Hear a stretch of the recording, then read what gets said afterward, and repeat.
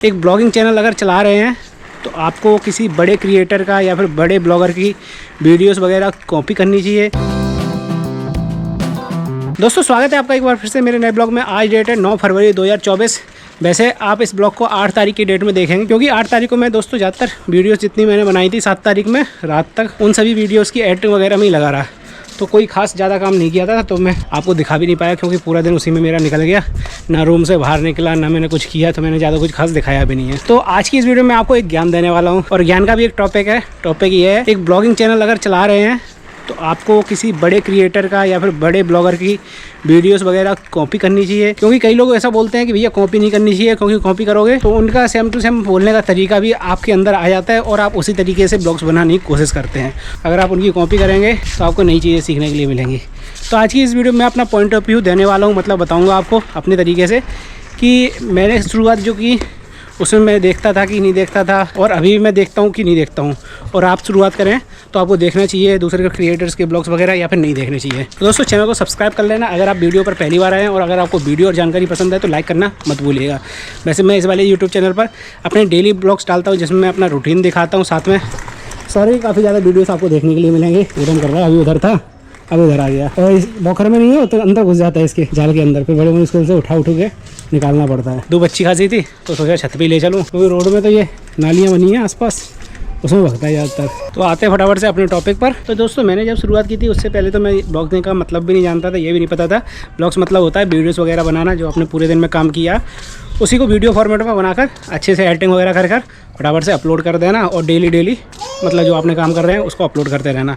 अगर किसी को पसंद आएगा तो वो आपके ब्लॉग्स देखेगा, नहीं पसंद आएगा तो नहीं देखेगा। मैं भी कुछ ब्लॉगर्स की वीडियोस देखने लगा था अपने आप ही, मतलब कि यूट्यूब ने खुद ही सजेस्ट किया और मैंने उनकी 1-2 वीडियोस मुझे पसंद आ गई। उसके बाद यूट्यूब खुद दिखाने लगा और मैं डेली देखने लगा। फिर मैंने कई बार ये नोटिस किया कि भैया मैं भी अपना ब्लॉगिंग चैनल शुरू करता हूँ। वीडियोस वगैरह भी मैंने डाले लेकिन कुछ रिस्पांस वगैरह नहीं आया। तो हो सकता है आपके साथ भी ऐसा हो। लेकिन अब यहाँ पर बात आती है दोस्तों, क्या आपको दूसरे ब्लॉगर्स को देखना चाहिए या फिर नहीं देखना चाहिए।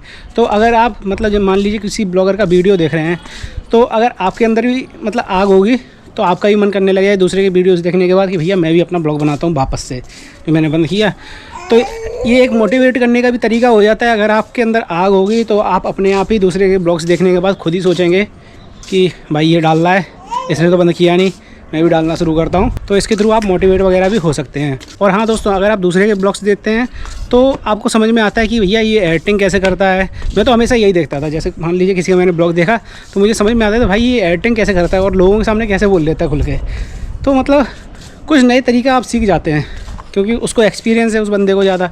वो हो सकता है आपने अभी चैनल बनाया, वो 3-4 साल से पहले से डाल रहा है, तो उसको आपको 3-4 साल का एक्सपीरियंस उसके पास ज़्यादा है ना आपसे। तो अगर आप देखेंगे तो उनका कुछ एक्सपीरियंस आप अडेप्ट करने की कोशिश करेंगे, उनके कुछ तरीके आप सीखने की कोशिश करेंगे। हो सकता है आपके ब्लॉग्स में वो दिखाई दे बाद में, मतलब जब आप अपने ब्लॉग्स बनाएं तो आप भी कुछ उन्हीं की तरीके से बोलने की कोशिश करें, लेकिन उससे कोई दिक्कत नहीं रहती दोस्तों। एक बार जब आप भी फ्रीक्वेंट हो जाते हैं, मतलब ब्लॉगिंग्स वगैरह की वीडियोस डालने लगते हैं फ्रीक्वेंटली, तो आपको समझ में आने लगता है कि भैया ये तरीका मेरा है, ये तरीका उसका है, उसका तरीका मुझे कॉपी नहीं करना है। और आपके ब्लॉग में धीरे धीरे आपकी खुद की जो पर्सनैलिटी होती है वही झलकने लगती है। फिर कोई आपकी वीडियो देखेगा उसको ऐसा नहीं लगेगा, जब आप मतलब एक बार रेगुलर हो जाते हैं, 1-1.5 साल कर लेते हैं, तो उसके बाद किसी को ऐसा नहीं लगता कि भैया आप उस बंदे की कॉपी कर रहे हैं या फिर किसी और की कॉपी कर रहे हैं। तो मेरा नज़रिया तो ये कहता है कि भैया आपको ब्लॉग्स देखने चाहिए। हाँ, कम देखने चाहिए, ये नहीं कि भैया आपने बहुत सारे ब्लॉगर्स को सब्सक्राइब कर लिया और उन्हीं के ब्लॉग्स देखने लगे, ऐसा नहीं। कुछ ब्लॉगर्स मतलब जो आपको पसंद है कुछ ही ब्लॉगर्स के देखने चाहिए।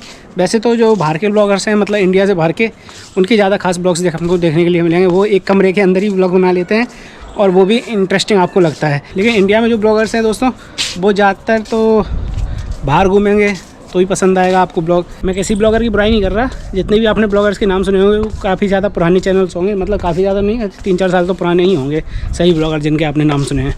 तो ब्लॉगिंग की जो टेक्निक होती है वो दोस्तों प्रैक्टिस के साथ बनती है, साथ में आपको दूसरे ब्लॉगर्स को भी देखना पड़ेगा।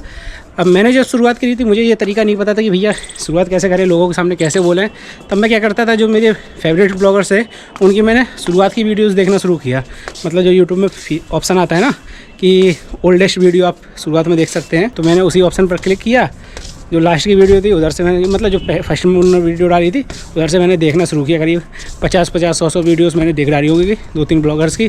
तब मुझे समझ में आई कुछ टेक्निक्स, मतलब कैसे इन्होंने शुरुआत करी, शुरुआत में कैसे बोलते थे, आज के जो हम ब्लॉग्स देखते हैं इन लोगों के उसमें और पुराने ब्लॉग्स में क्या अंतर होता है। तो भैया अगर आप भी किसी ब्लॉगर की पुरानी वीडियोज़ देखें तो आपको समझ में आएगा ये इनमें ज़मीन और आसमान का अंतर हो जाता है। धीरे धीरे टाइम के साथ ये चीज़ डेवलप होती है और आपको देखने के लिए मिलती है। ये नहीं कि भैया उन्होंने कल से वीडियोस डालना शुरू किया और कल से उनके ब्लॉग्स में वो क्वालिटी आने लगी। आप अगर सौरभ जोशी ब्लॉग्स की जो ओल्डेस्ट वीडियो उसको ही देखना शुरू करेंगे तो आपको पता चलेगा उसका जो वीडियोस बनाने का मेन पर्पस था वो तो अपनी आर्ट्स वाला जो चैनल था उसकी वजह से बनाया था, क्योंकि उधर के सब्सक्राइबर बोलते थे भैया आप पूरे दिन में क्या काम कर रहे हो वो हमें देखना है। तो इस पर्पस से वो चैनल बनाया था। उस ब्लॉग चैनल के पहले दोस्तों उसने 2 ब्लॉग चैनल और भी बनाए थे जो कि किसी कारण की वजह से डिमोनेटाइज या फिर बंद कर दिए गए थे।